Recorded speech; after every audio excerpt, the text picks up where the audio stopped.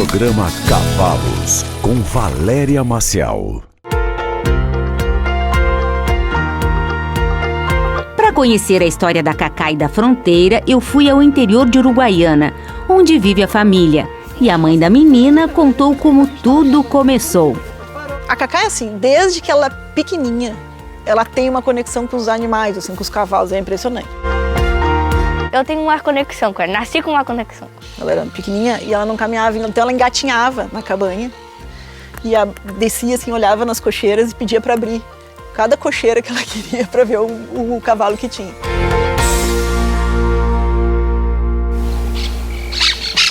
Cacá chama a amiga para um lanchinho da tarde. Sem cerimônia, a égua entra na varanda, vai direto ao baldinho e se farta com a ração. Sempre ela entra pra comer, tipo, ali parece que é a cocheira dela. Eu tenho medo que ela faça xixi, cocô. Pai e mãe não parecem muito preocupados com isso. A égua praticamente faz parte da família. Come pipoca com a Maria Catarina, olha a televisão com a Maria Catarina, suja aqui, entra aqui, sai lá. Ela ama a Fronteira. É o que se pode chamar de amor à primeira vista. Eu vi ela e me apaixonei.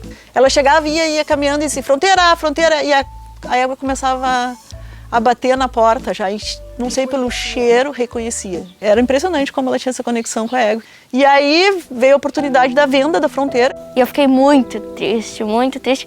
Ela sentiu falta. E ela ficou muito, muito chateada. Todo dia ela chegava do colégio, escrevia uma carta assim, e dizia que essa carta era para sua Fronteira. Fazia cartas, desenhava muita coisa no colégio, às vezes tipo, me pediam, qual que é teu melhor amigo? Eu desenhava lá a Fronteira. Ela chorou, ela disse que ela estava pensando na Fronteira. Eu perdi sono por isso. Às vezes eu chorava no colégio, que eu sentia muita falta dela também. A minha mãe disse, não, minha filha, vamos ter que dar um jeito de voltar essa égua. Sempre quando eu vi uma estrela cadente, eu fazia um desejo para ela voltar. Ela sempre dizia que a Fronteira ia voltar. No fundo, sempre tinha uma esperança que ela voltasse para casa.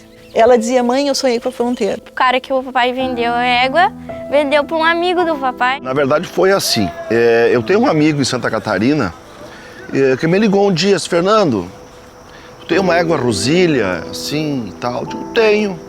Disse, tu sabe que essa égua era do Chico Bastos? Eu digo, sei. E essa égua era a mimosa da filha dele. E essa égua, assim, a filha tem uma paixão por essa égua. Isso era, nunca esqueço, nós estávamos almoçando, eu parei de almoçar e fui falar com ele. Disse, como é que é o negócio? Eu disse, a filha gosta da égua e tal. Na verdade é uma paixão por essa égua. Na mesma hora eu olhei para minha esposa, Fabiola, já entendi. Prepara os documentos dela que ela vai de volta para casa. E aí a gente se dá conta como as pessoas são gigantes, né? O dia que chegou a égua foi uma coisa, assim. Porque a égua, a gente estava estudando lá em cima. A mamãe sempre me ajuda nos estudos, né? E o Chico gritando assim, vem, desce. Disse que era um caminhão que tinha alguma coisa para mim. Eu digo, agora é a hora do estudo, Chico, por favor. Então a gente fez tudo meio escondido. Falei com o caminhoneiro, falei, seu Carmo, o senhor conhece? Conheço onde é, então o senhor vai pegar a égua e vai levar lá. Nossa, não, eu nem imaginava que ia ser a Fronteira. Daí chegou a Fronteira e eu comecei a chorar. Todo mundo chorava. Eu chorava, o cabanheiro chorava, o Francisco chorava, a mãe chorava, meu sogro estava aqui e chorava. Tanto que o próprio caminhoneiro, o seu Carmo, me ligou, Fernando, eu me emocionei. Tenho que agradecer muito o retorno da Fronteira, a Horas Virgínia, a família Fagundes. Gratidão a vida inteira por este regalo maravilhoso. Aquela velha história, quem dá bala para meus filhos adoça minha alma. E por falar em doces...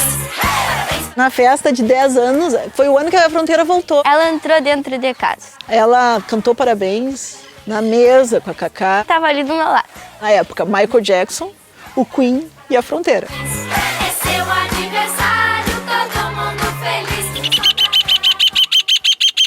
Passados 2 anos, as companheiras estão mais unidas do que nunca, ansiosas para o nascimento do potrinho de Fronteira.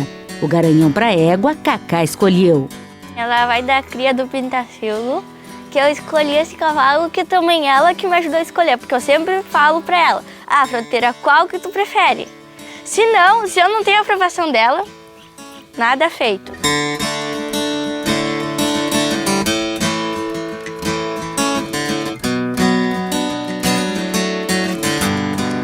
Isso é uma coisa que eu agradeço muito aos meus pais, porque eu nasci aqui, porque tem pessoas que não têm como viver no campo, né? Quanto era importante para mim, e claro que para o Chico também, trazer as crianças para cá, para viverem aqui, porque logo quando o Francisco nasceu, eles não tinham nem um ano de diferença, né? E eu fiquei sem ninguém aqui para me ajudar, a gente acabou alugando um apartamento na cidade. E eu digo, logo que eu consegui me organizar, eu digo, não, a gente vai voltar para morar para fora, porque eles precisam disso. E o Chico precisa ver eles. Para mim, como mãe, era importante trazer essa figura do pai. Porque talvez às vezes a gente vive com o pai. O meu pai foi ótimo, mas meu pai trabalhava muito. A gente tem essa vivência. E é como a gente, no campo, tu tem essa possibilidade, sabe? E era uma coisa importante e eu quis trazer. E eu acho que foi muito legal também, porque o Chico também entendeu com o passar do tempo e o quanto era importante. Tanto é que hoje, como tu mesmo falaste, assim, ele não quer nem mostrar os cavalos, ele quer mostrar o amor das crianças pelos cavalos, pela estância. Que isso também foi uma coisa construída. Porque é claro que existe a genética, existe a vontade, eles gostarem, mas eu acho que também é uma coisa importante a gente falar que é construído por nós, pelos pais. Então meu objetivo hoje é cada vez mais fortalecer essa amizade de família, de amor, de respeito, de união. E isso é uma coisa muito boa que eu sempre vou lembrar, né? Não, onde eu esteja, em outro país, eu vou lembrar daqui. Eu quero que eles estudem cada vez mais, eu quero que eles evoluem cada vez mais. Que isso eles não vão perder essa essência do campo. Que linda! Eu sempre vou vir pra cá ver ela e o filho dela, futuramente o filho dela. E a gente fica muito feliz de ter essa relação de ver a Cacá, a felicidade da Cacá com a Fronteira. Sem ela eu não ia viver do jeito que eu sou, não ia ser do jeito que eu sou. Pra você guardei o amor que sempre quis mostrar, o amor que vive em mim, vem visitar, sorri, vem colorir solar, vem esquentar e permitir.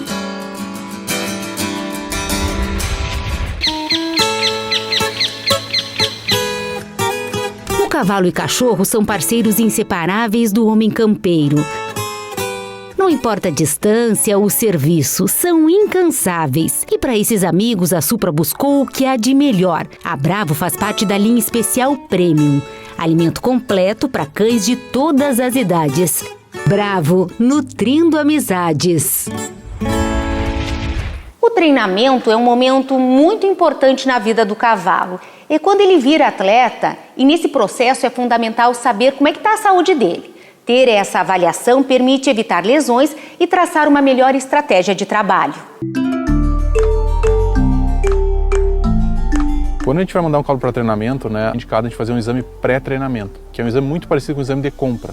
O que seria? A gente faz uma avaliação dinâmica do cavalo, ou seja, observa se tem claudicação, se não tem, e a gente faz uma bateria de sequência de radiologia, ou seja, estudos radiográficos dele, onde a gente vai avaliar se ele já tem algumas patologias prévias, ou seja, às vezes a gente tem patologia que já foi instalada intrauterina, ou seja, quando ele era dentro do útero da mãe dele já se instalou, que a gente chama de doenças ortopédicas do desenvolvimento.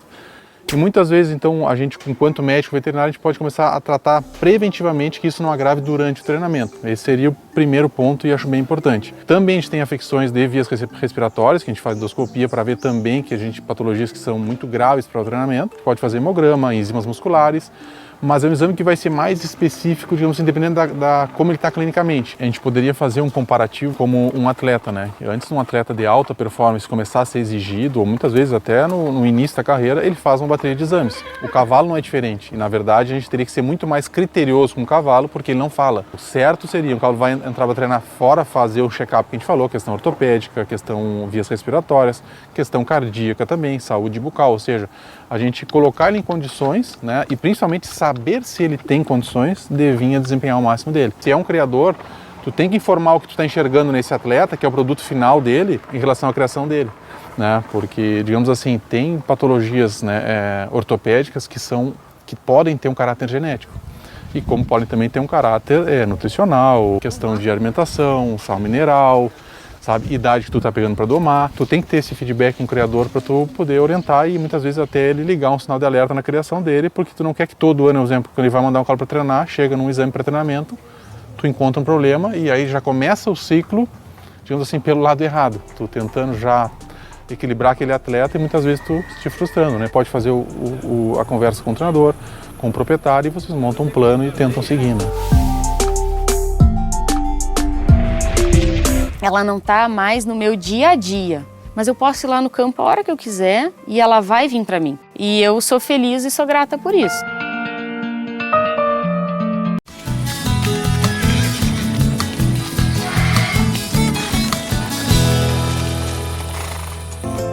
Cremoso, saboroso, saudável. Chocoá, o melhor chocolate do Brasil é gaúcho, é nosso. Chocoá, chocolates de Gramado.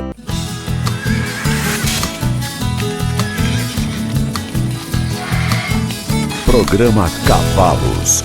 Hoje eu trago para vocês a participação do Augusto Rocha. Ele mora em Goiânia e quer saber qual o documento exigido para os cavalos competirem nas provas oficiais do cavalo crioulo. Eu já adianto que na maioria dos casos é o registro definitivo, mas existem exceções.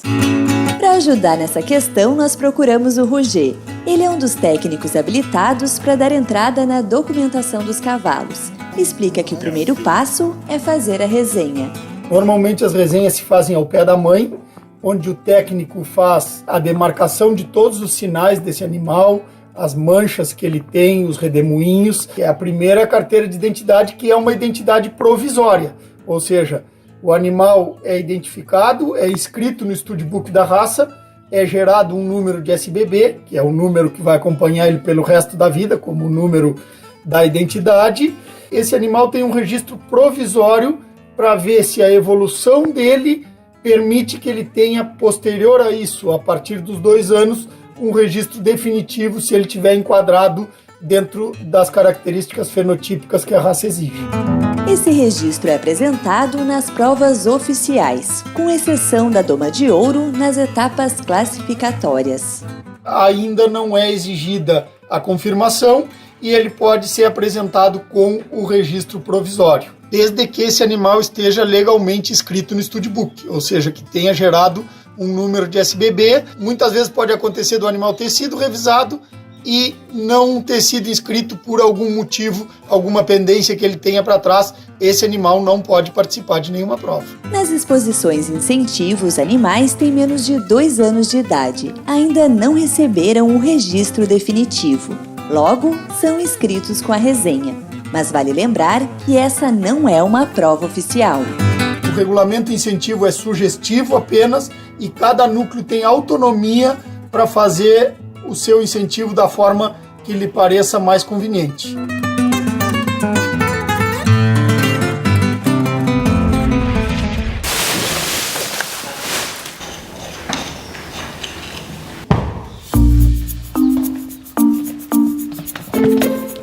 Eu coordeno os manejos, a questão sanitária. Formada em medicina veterinária, hoje Estefânia cuida dos animais e administra a propriedade do pai, que fica em Caçador, Santa Catarina.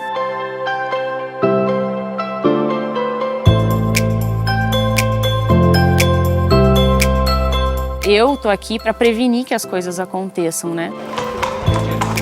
Estefânia vive a fazenda 24 horas por dia. Mas quando será que essa paixão começou? Eu fui criada aqui, fui criada na fazenda, sempre solta. Ela nunca brincou de boneca, nunca quis nada. Tinha que ter uma cachorrinha de cria todo ano, 2, 3, e era sempre cavalo, era a vida dela. Aos 13 anos, Estefânia foi a primeira aluna da hípica de Caçador, no Paraná. Eu acompanhava ela, morria de medo, ficava nervosa, no começo eu ficava escondidinha atrás de uma árvore, alguma coisa. Por mais que ela tivesse medo, eu lembro que eu entrava nas pistas, ela puxava o tercinho e ficava lá. Aí depois quando apareceu o celular que a gente podia, daí então eu ficava mais tranquila, eu filmava ela assim. Mas era uma tragédia filmando, porque um pouco esquecia, um pouco dava uns arrepios, um pouco filmava. Por mais que você queira mãe, você tem medo que caia, que você machuque. Mas ela estava sempre comigo. A primeira égua BH veio pouco antes de Estefânia ir para os Estados Unidos e fazer uma clínica com Nelson Pessoa, um dos principais nomes do hipismo no Brasil. Eu fui 100% acolhida lá. Foi para passar uma semana, acabou ficando 20 dias, de 20 dias foi um mês. Depois da Infinity, aí quem apareceu na minha vida foi a Cachetana.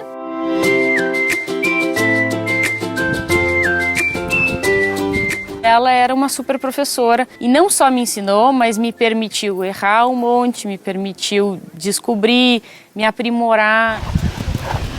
Todo cavaleiro, algum momento da vida surge um cavalo que deixa registros, né? É o cavalo da vida e ela é égua na minha vida.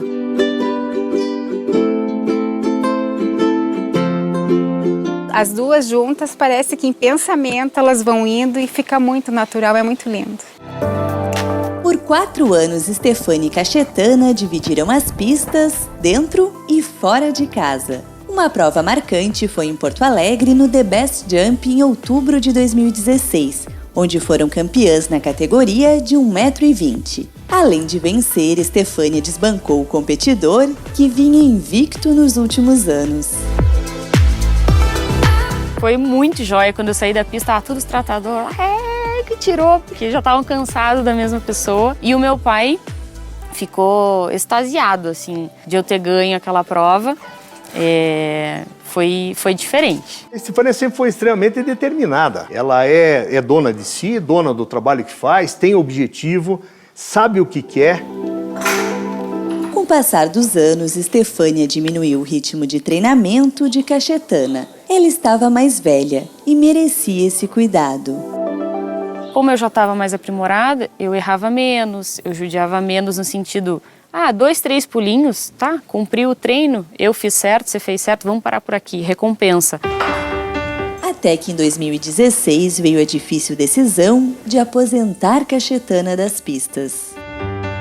Tem que ter esse feeling de saber se o animal, se já deu para ele ou não. Mas eu acho importante eu ter conseguido entender nesse momento que eu tinha que parar. Mas foi das coisas mais difíceis que eu fiz. Assim, eu até não posso falar muito, mas você demora muito para desenvolver conexão, afinidade, esse feeling de você se entender por... Não precisa falar. Aos 21 anos, a égua vive solta e esbanja saúde. Ela é a mimosa da família. Momentos como o de hoje são raros. Estefânia resolve encilhar para matar a saudade. Já fazia um tempinho que ela não montava, que ela não saltava. Eu já disse, viu como te faz falta?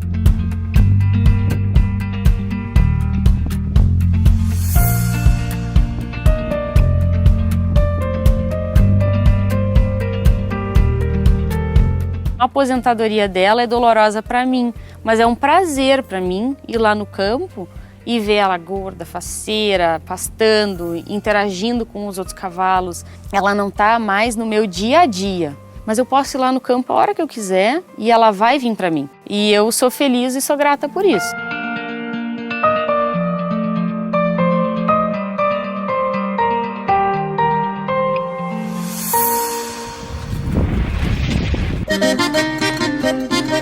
Todos os potros que correm aqui foram revisados 30 dias atrás. Até então eram chucros, não conheciam nenhum tipo de embocadura. Essa prova de doma vem revelando os novos domadores, né?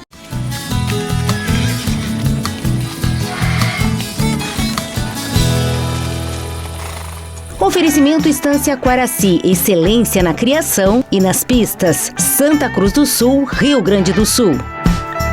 E Supra, mais do que produtos, resultados.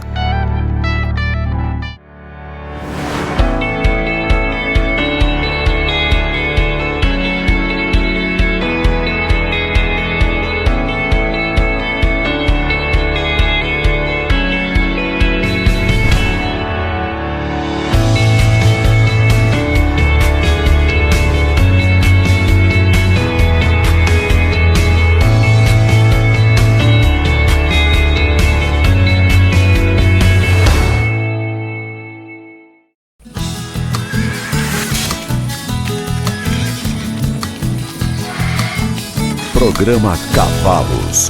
Casco de cavalo apodrece, sabia? Cheira mal e dói muito. Isso em função da necrose, da morte dos tecidos. O termo certo é podridão de ranilha. Isso porque atinge justamente essa região e acontece em função da umidade e da sujeira. Nessa época do ano, no inverno, o problema aumenta. Primeiramente, a tensão no local que o cavalo fica, né? Cocheira, pendurico, potreiro, né? Tem que ter um potreiro, às vezes o pessoal faz um potreiro onde dá, e daí aquele local é úmido, né? Tem banhado, o cavalo fica atolado no banhado. Penduricos também, às vezes acaba o cavalo cavocando, coisa estava juntando água, né?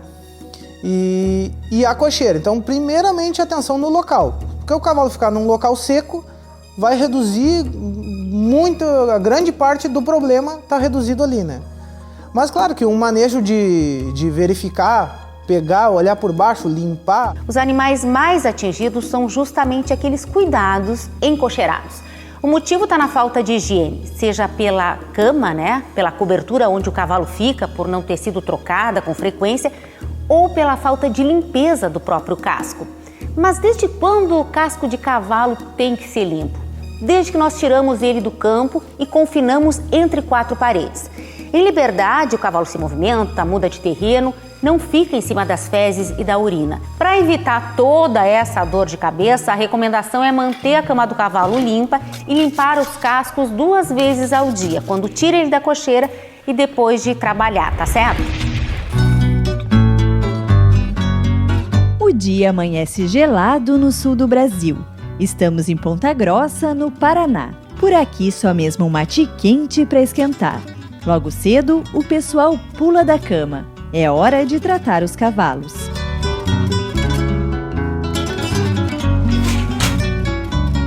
O ditado nunca erra. Serração baixa é sol que racha. Temos um dia lindo na cabanha Rio Bonito. Hoje tem prova por aqui e a equipe trabalha afiada. Muito bem recepcionado, pista boa, organização muito boa, sabe? Eu não tenho o que falar. Primeira vez que venho e saio daqui contente. Hoje acontece a 3ª edição da prova Redomão Amigos. Em parceria com o Núcleo Caminho das Tropas, o evento traz também freio jovem do proprietário e paleteada. A Rio Bonito é uma referência em termos de eventos, de provas, né? A gente parabeniza eles pelo se propor a fazer eventos desse tamanho, com essa qualidade, né? Nos enche de orgulho, né? É um prazer receber os amigos sempre. Acho que está na essência da Rio Bonito ter a casa cheia, sabe? E a turma veio em peso, recorde de inscrições. 75 potros revisados e 60 correndo a prova. O maior redomão oficial da BCC da história do Paraná. O povo estava com saudade. Várias inscrições e um nível muito alto de potros. Os animais que vieram aqui, eu acho que todos tinham condições de chegar no pódio, né? Todos os potros que correm aqui foram revisados 30 dias atrás. Até então eram chucros, não conheciam nenhum tipo de embocadura. Essa prova de doma vem revelando os novos domadores, né? Animais de diversos criadores da região e fora. A prova serve para somar pontos no ranking. Os melhores colocados correm em esteio a final da Doma de Ouro, uma prova oficial do cavalo crioulo. Uma experiência muito grande a gente participar da Doma de Ouro com vários domadores bons, né? É uma honra, né? A gente tá no meio dos caras que a gente se espelha, assim que eu digo, né? Vai se preparando, box 125, box 47 e box 130. A prova é aberta. Participam animais de qualquer marca. Mas para a cabanha Rio Bonito, a disputa é também uma ferramenta de seleção. Uma prova também de se avaliar o nível dos animais que está sendo produzidos dentro de pista, na mão de outros domadores, de outros proprietários, dando a chance de todos virem aqui competir, né? Abrindo esse belo lugar para a recepção de todos, né? E isso acho que agrega bastante para a cabanha. Um clima muito familiar para o evento, sabe? É muito gostoso receber esse povo aqui, que à noite tem cada acampamento uma confraternização. É um esporte sadio e traz gente sadia, né? Gente de cabeça boa, né? Eles são os grandes incentivadores dessa prova do redomão, né? Que é uma prova que valoriza muito o domador. Em jogo, premiação de R$25 mil e mais, podendo chegar a 50 mil, já que os potros da marca Rio Bonito recebem o valor dobrado. Um incentivo para o domador, incentivo para o proprietário, para a pessoa que comprou. Vamos então ao resultado. Em quinto lugar, Diogo Fontoura com Gap Matreiro, Cabanha Antuérpia. A quarta posição vai para Ismarli de Aquino e Axé da Rio Bonito, Cabanha Burigo. Germano Chempec e Santo Onofre Pacaraí ficam em terceiro, Cabanha Santo Onofre. Em segundo, Marco Aurélio Teixeira com Puma do Caçador, Cabanha Caçador. E a vitória vai para Juliano Muniz e GSG Guria da Santa Terezinha, Cabanha Santa Terezinha. A gente poder correr boi junto, que ser um parceiro já há mais de 10 anos, então para mim é muito gratificante, né? E a gente chegar aqui e ter um resultado, não tem dinheiro que pague, né? Eu estou muito satisfeito pelo evento ter sido tão prestigiado pelos cavaleiros e pelas famílias que estão aí. Isso nos traz uma felicidade muito grande.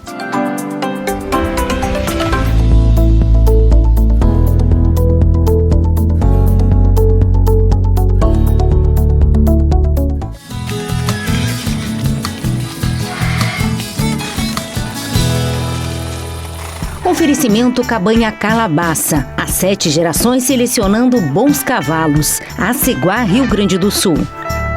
Estância Vendramin. Caminhando com passos firmes. Palmeira, Paraná. Cabanha Santa Fé. Crença em cavalo bom. Aceguá, Rio Grande do Sul. E Supra. Mais do que produtos, resultados.